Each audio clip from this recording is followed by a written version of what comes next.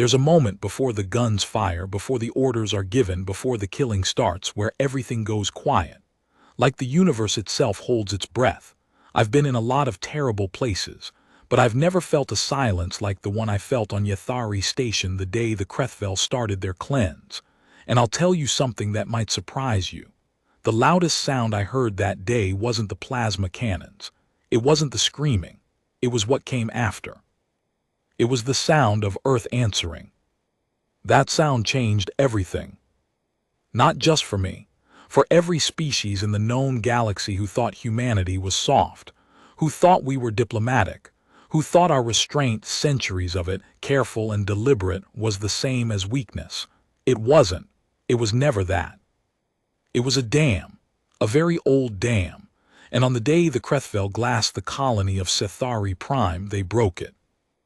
I'm going to tell you what I saw because someone has to, because the council won't put it in the official record the way it actually happened. They'll clean it up, make it sound measured, proportional, diplomatic. It wasn't any of those things. It was the most terrifying and the most beautiful thing I have ever witnessed, and I was standing 20 meters away when it began. Beat 2 set up. Let me tell you about Yathari Station first, because you need to picture it. You need to feel the size of it. Yathari is one of the deep junction waypoints near the outer veil, that no-man's stretch of mapped space where the galactic conclave's authority starts to go thin. The station itself is enormous, truly enormous. I don't mean big like an ocean liner. I mean big like a city that someone picked up and strapped to a rotating ring 3 kilometers wide.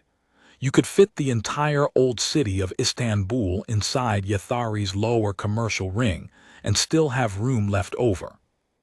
The outer observation decks alone span nearly 400 meters of transparent steel, looking out over the nebula called the Shiver, a vast violet cloud that pulses with something that might be bioluminescence or might just be static discharge.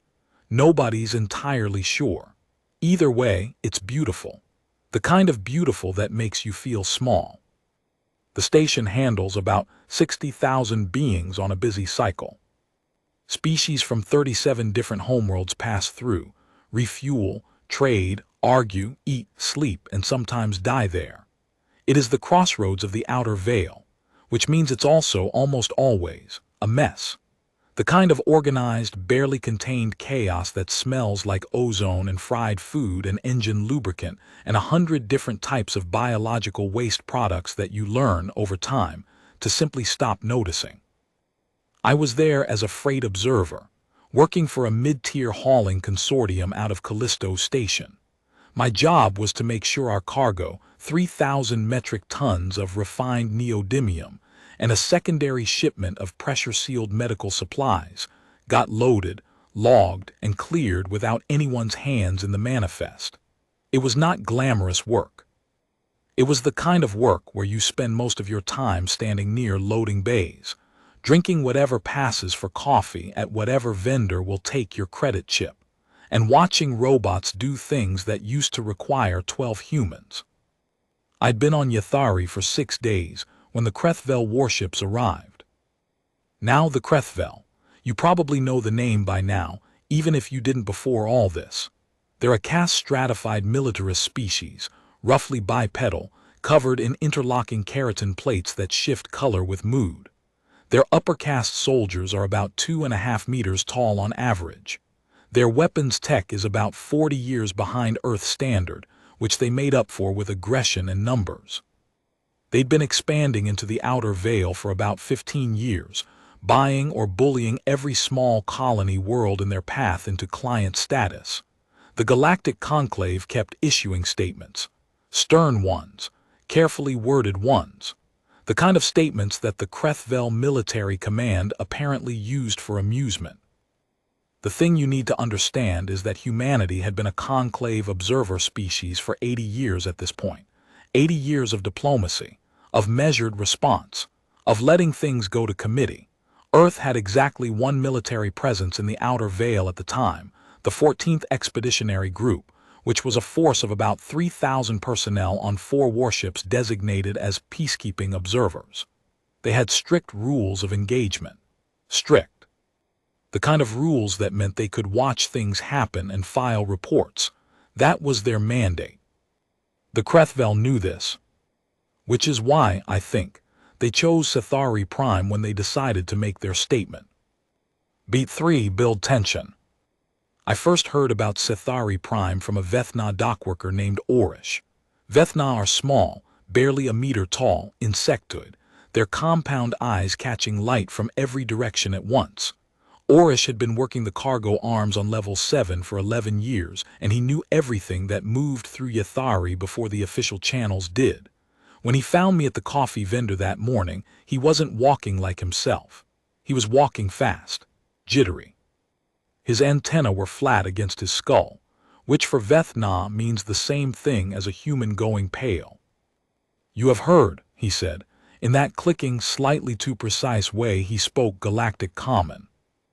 I hadn't heard anything. I told him so. "Sethari Prime," he said. "The Krethvel, they have begun the cleanse." I didn't know what that meant at first. The word he used, the Vethna word he dropped into the middle of his common sentence, it doesn't translate cleanly. It's something between purge and erasure, something that implies not just killing but removal, the intent to act as though something never existed. Sethari Prime was a colony of just over 400,000 beings. Mixed population, mostly Hethanu, a quiet amphibious species, with smaller communities of Dravosi traders, a few thousand Vethna laborers, and about 1,200 humans. The colony had been there for 60 years. They had farms, schools, a medical center that served the entire region.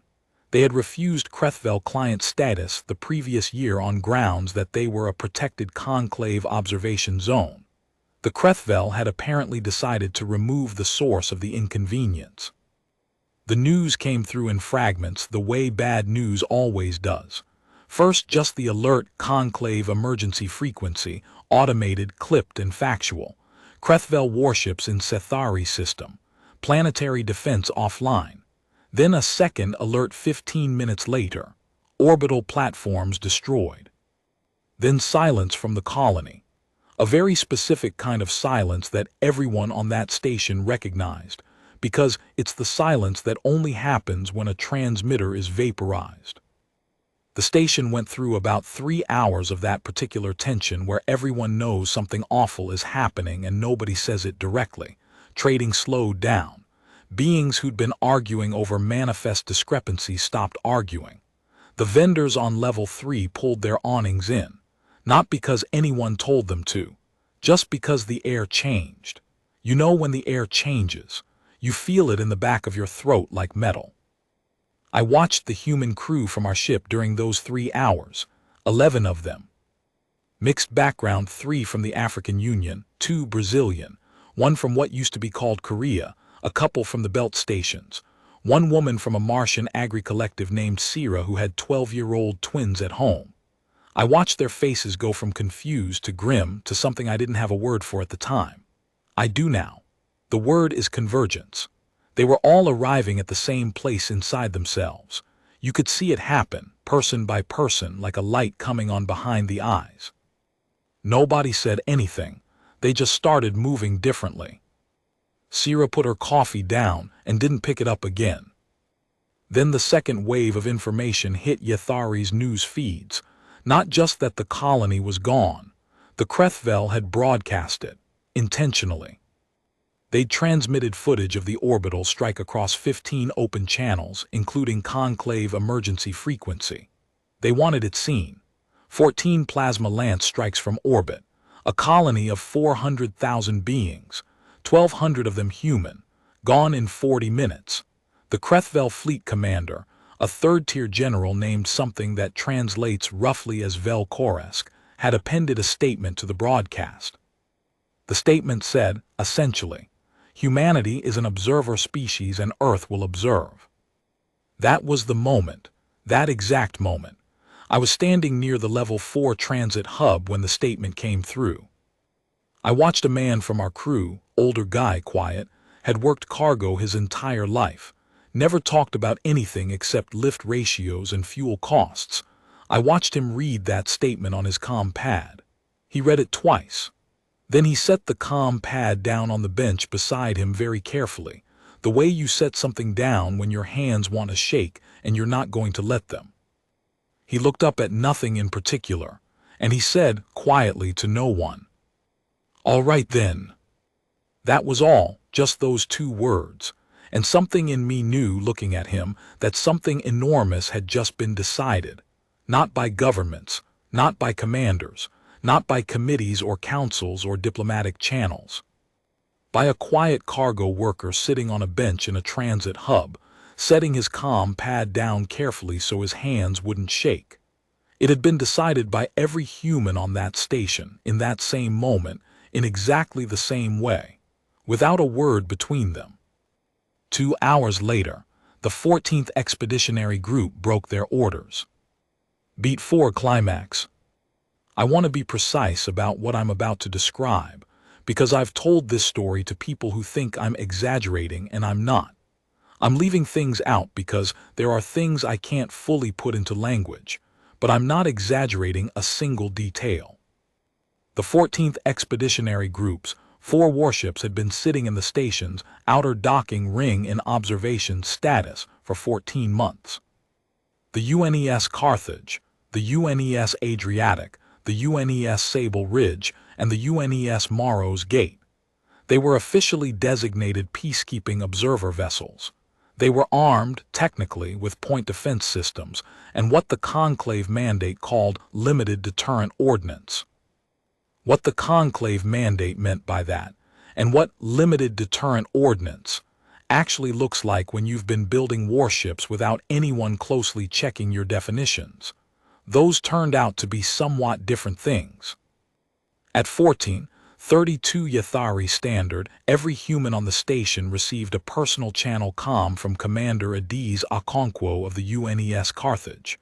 I got one too, even though I wasn't military. All humans did. It was 11 seconds long. I remember every word.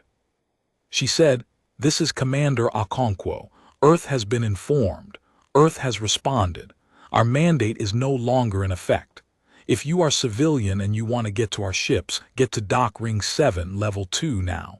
If you want to stay and watch, then watch carefully because this is what we are." That was it, 11 seconds. Then the channel closed. I went to the observation deck. I've been asked 100 times why I didn't go to the dock.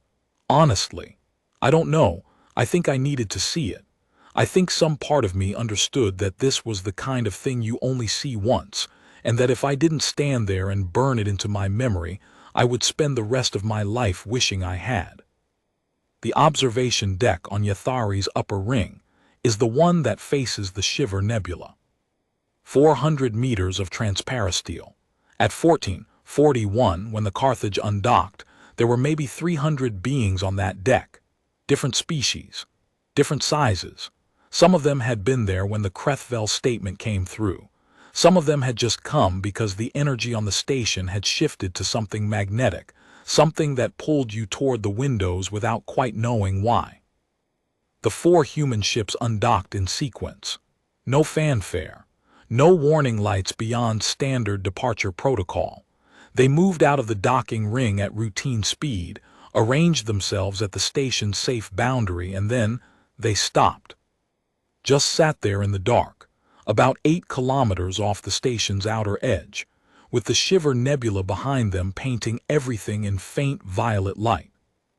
A Dravosi merchant standing 3 meters from me said something to his colleague. I understood enough Dravosi by then to catch it. They are leaving. The humans are leaving. And I almost said no. They're not leaving, but I didn't have time because at that exact moment the Carthage lit up. Not lit up like a ship powering weapons. Lit up like something waking up.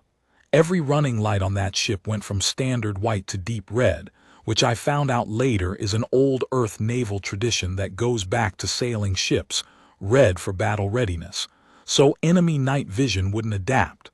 The other 3 ships followed. 4 ships, all running blood red in the dark, and the violet of the Shiver Nebula behind them. I don't have the words for how it looked. I'll just say that the Dravosi merchant stopped talking. Then the station's sensors started screaming. The reason the sensors screamed was that the 4 human ships had just fully powered their drive cores, and the energy output was, according to people who understood these things better than me, about 9 times what their conclave-declared specifications listed. The sensor arrays on Yathari weren't calibrated for that level of output from vessels that were supposed to be observation grade.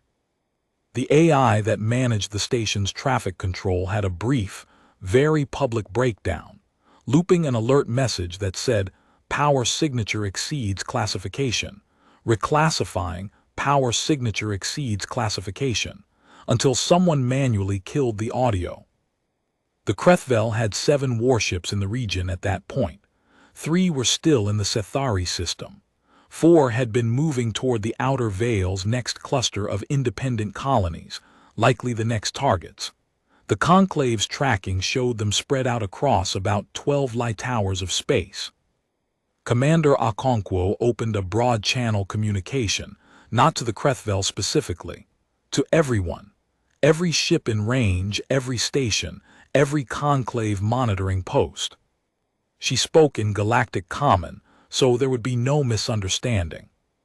She said, "This is Commander Adiz Okonkwo of the United Nations Earthship Carthage, commanding officer of the 14th Expeditionary Group. Sethari Prime hosted 1,217 human citizens, 400,000 total inhabitants. They were killed from orbit by the Krethvel Dominion. I am transmitting the following coordinates as our intended area of operation. Any vessel not belonging to the Krethvel Dominion is advised to clear the region." This communication is being logged, transmitted to Earth Command, and delivered simultaneously to the Galactic Conclave. Earth is no longer observing. Earth is responding. There was a pause, maybe 4 seconds.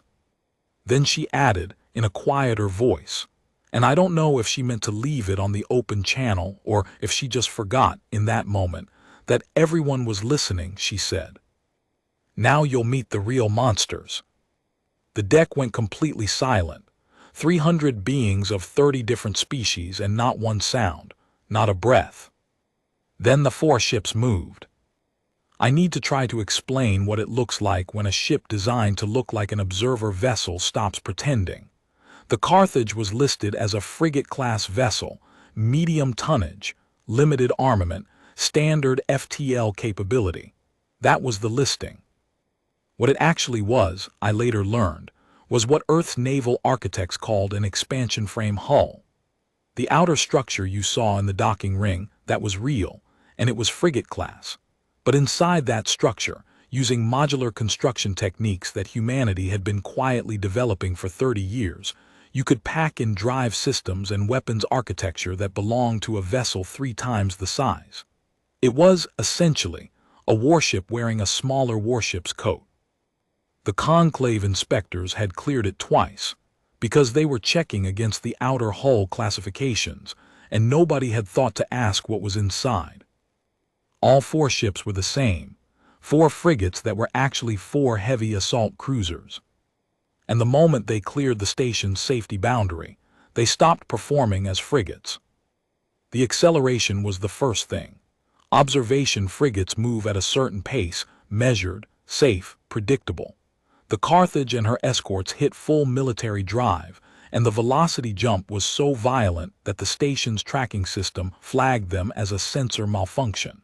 In 30 seconds they were past the standard approach boundary. In 90 seconds they were 20 kilometers out and still accelerating. I watched the trails of superheated plasma they left behind catch the violet light of the Shiver Nebula, and for a moment the whole thing looked like something painted, not real. These 4 red-lit shapes trailing light through the dark, moving with a purpose so absolute it looked almost like geometry. The Krethvel's 4 warships in the region scrambled. Their response time was actually impressive, under 8 minutes from Okonkwo's broadcast to active countermeasures. They were good military operators, experienced. They'd been running clean operations in the Outer Veil for 15 years, and they knew how to react to a threat. The problem, and this was, I would learn later, Something that Earth's military planners had anticipated very precisely was that the Krethvel had calibrated all of their tactical assumptions against what Earth's ships were listed as. They knew the range of human weaponry listed. They knew the top speed of human military vessels listed. They knew the energy output of human shields and drive cores listed. And all of that information was wrong. Not slightly wrong. Comprehensively, deliberately, systematically wrong. Earth had been feeding the Conclave, and through the Conclave, every species who watched Conclave reports, classified documentation about Earth's military capability that understated everything by a factor of between 3 and 6 for 31 years.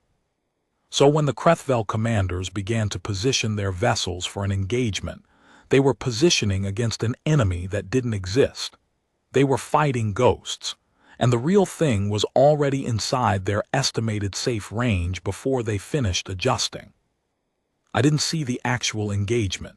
The ships were too far from the station by then. What I saw was the light when it came back. Plasma fire at interstellar combat range produces light that travels ahead of any information about what produced it. So we saw the flashes before we knew what they meant. Bright hard light, not the warm violet of the nebula, white and blue-white, and once a streak of gold that I couldn't explain and didn't want to think too hard about. The station's sensors, recalibrated now and working overtime, were giving the crew rough telemetry data, which they were putting on the public screens in the transit hubs because there was no conceivable point in keeping it private. I watched the telemetry from the observation deck.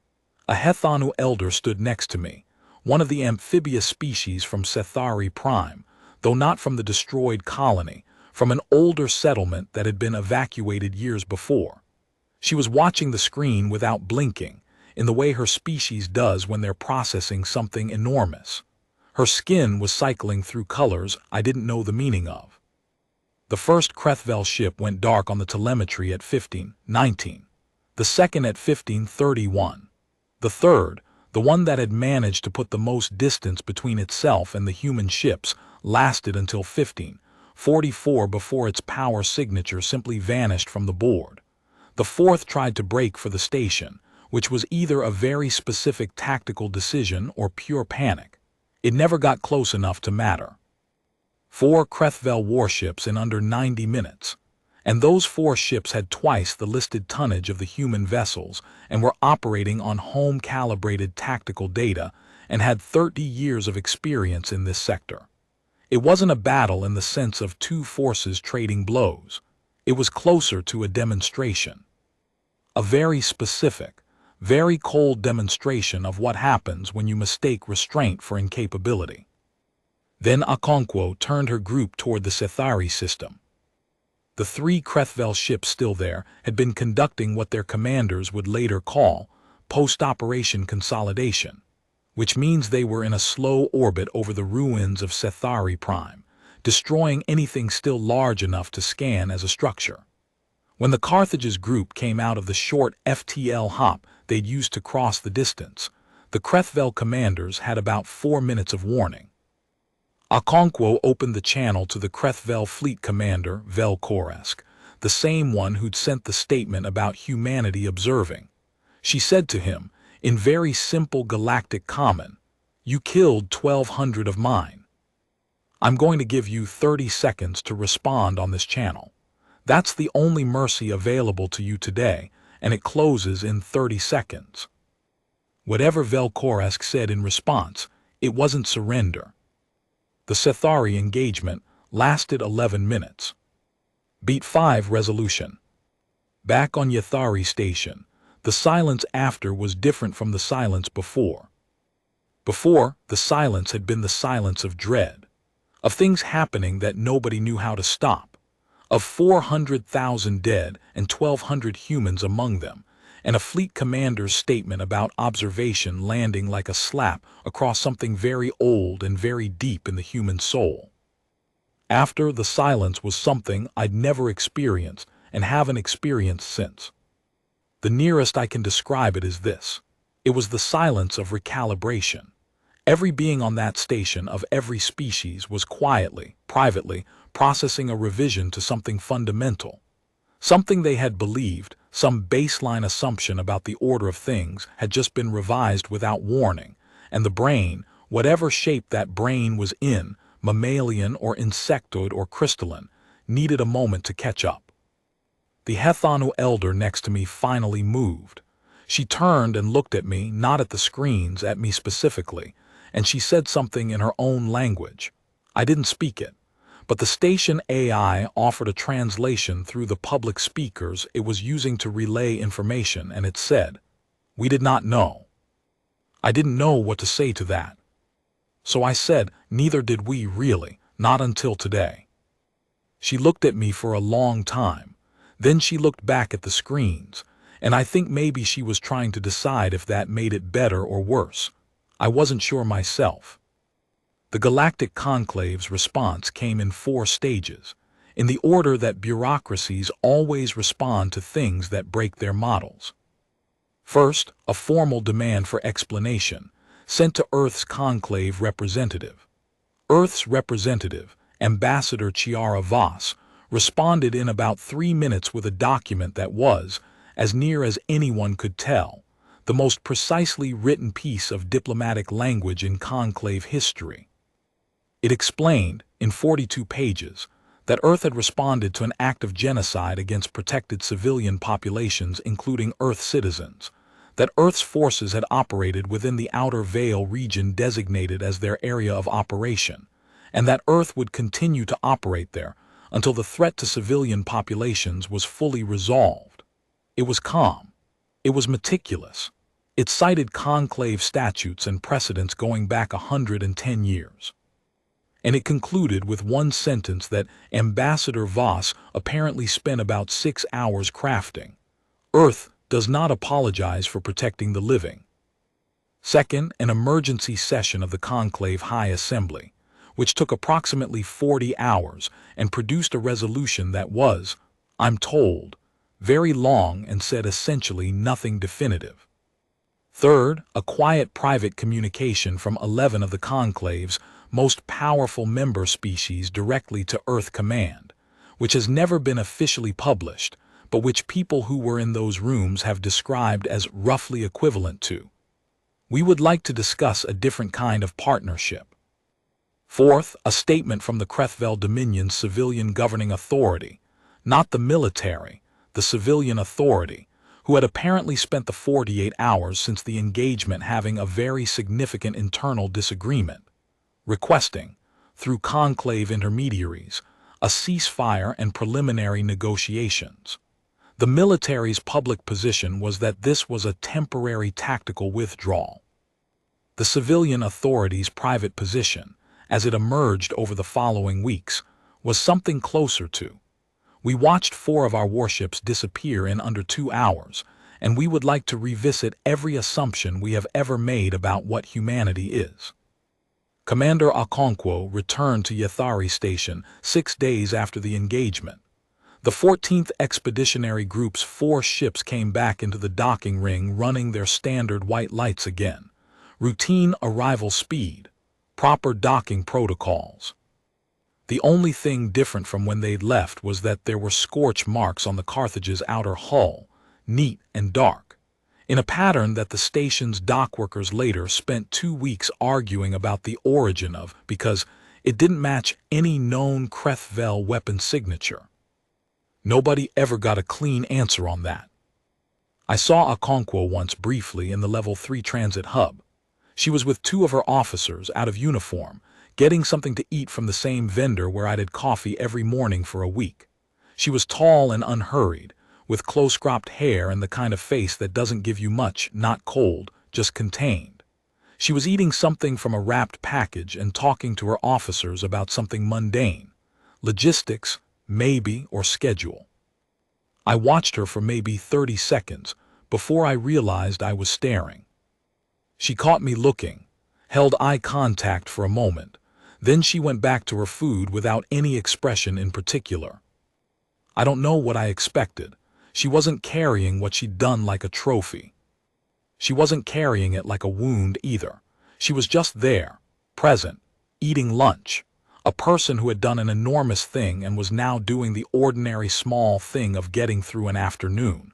There was something in that I couldn't quite put a name to, not quite peace, closer to resolution, like a person who has said the thing they needed to say and doesn't feel the need to say it again. 3 weeks later, I finished my cargo assignment and took a passenger shuttle back toward the inner systems. The transit took me through a relay point where I had a 6-hour layover, and I spent it in a little bar that served 12 kinds of things that claimed to be beer. There was a Dravosi at the bar who recognized me from Yathari. He'd been on the observation deck. We didn't have a common language beyond basic common, but we sat at the same end of the bar and watched the news feeds and occasionally nodded at each other. The feeds were covering the preliminary negotiations between the Conclave mediators and the Krethvel Civilian Authority. There was footage of the Krethvel delegation arriving at the Conclave station, a very different posture from 14 months ago, when their fleet commander had been making statements about humanity observing. They walked slowly, these enormous plate-armored beings, with their color-shifting keratin dulled to a flat gray that I now knew enough Krethvel body language to read as submission. The Dravosi looked at the feed and then looked at me. He said in common, "Were you afraid?" When they left. He meant the 4 ships, when they undocked. I thought about it honestly. Yes, I said, but not of them. He seemed to think about that. What were you afraid of? I watched the Krethvel delegation on the screen for a moment. Their gray, flat colors, their slow walk. That they'd be too late, I said. They weren't in the end, but that's what I was afraid of, not what they'd do, that they wouldn't get there in time. He nodded. He was quiet for a little while. Then he said, "My species has been in the Conclave for 200 years. In that time, we have seen many species present themselves as one thing and be another." He paused. We always assumed humans were presenting as strong and were, underneath, something smaller. We were measuring the wrong direction. He picked up his drink, looked at it, set it back down. "You were always what you were," he said. "You simply chose when." I didn't have an answer to that. Still don't, really. I'm not sure it needs one. Beat 6 ending. I think about Sethari Prime a lot. I think about the 1,200, the 400,000, the farms and the schools and the medical center and the children who had parents that morning and didn't by afternoon. I think about the Hethanu elder on the observation deck and what she saw when she looked at the screens.